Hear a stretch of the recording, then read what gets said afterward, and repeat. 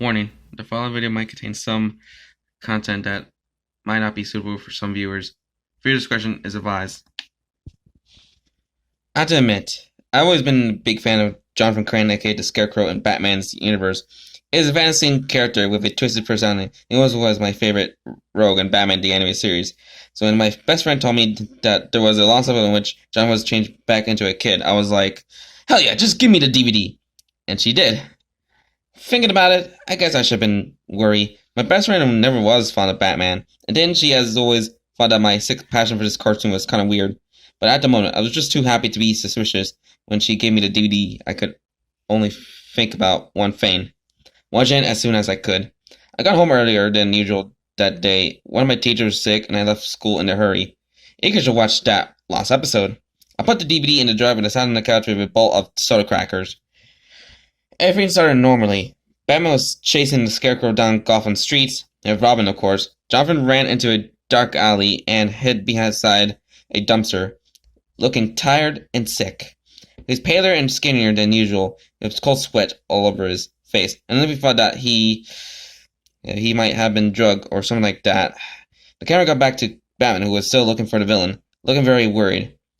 "Have you found him yet?" asked Robin. "You can't have gone too far. Dr.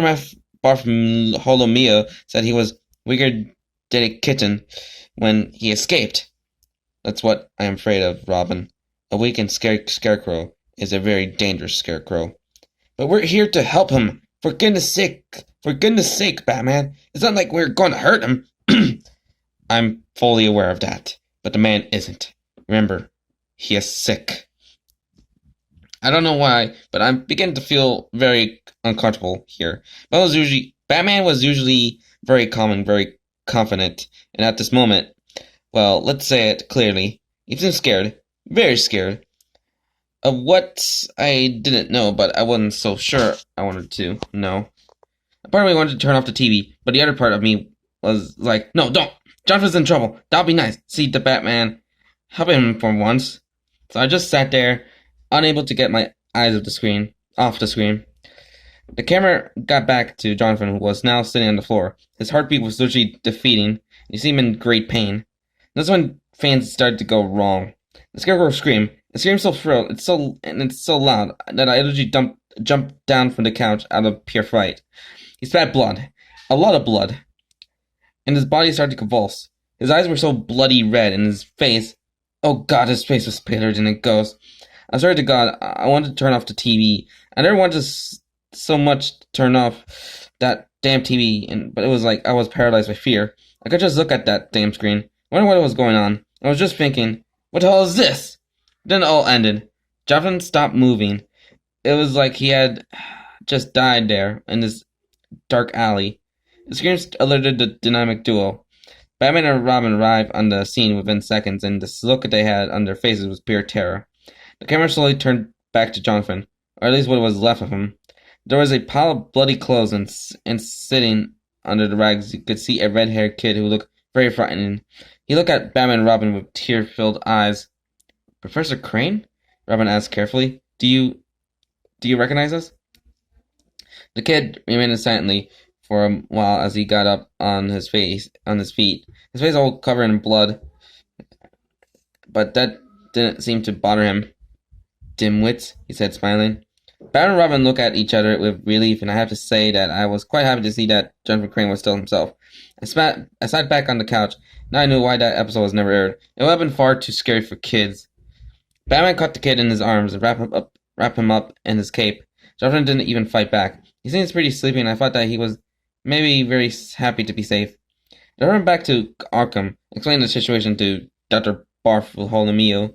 At this point of the episode, I was like a kid. At this point of the episode, I was like a kid in front of a Christmas tree. Now that everyone was back to normal, I knew that I was going to enjoy this episode.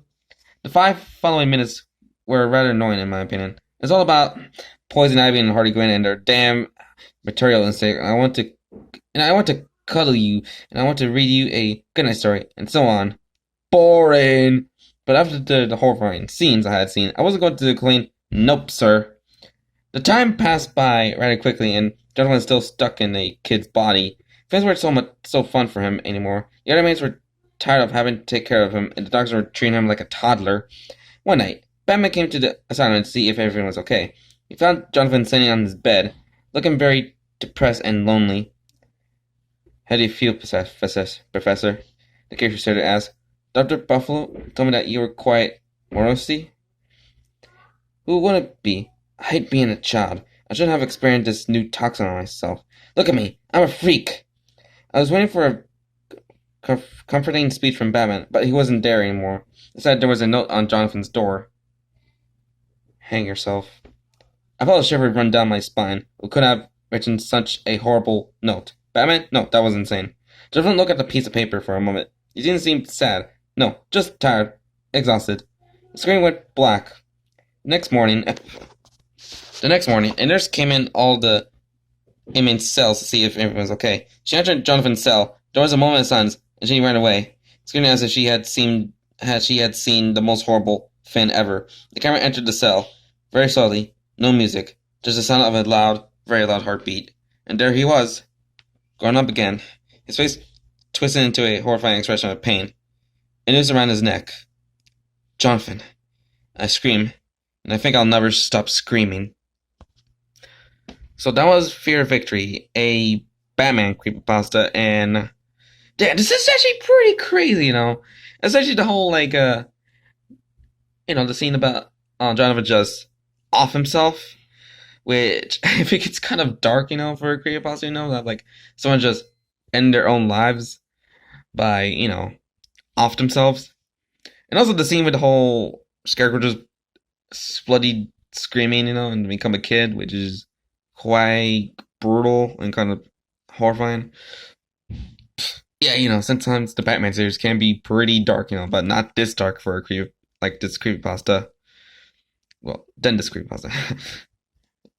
And yeah, even for that, they was I'm like, oh, I'm a big fan of this character from this franchise and such, and the whole who's the best friend gave me the copy of that lost episode, which I think is kind of cliche, but come on, overall, this creepypasta, it's pretty horrifying, despite its a few cliches, but yeah, so hope you enjoyed this video and subscribe for more content and like this video, so I'm out of here.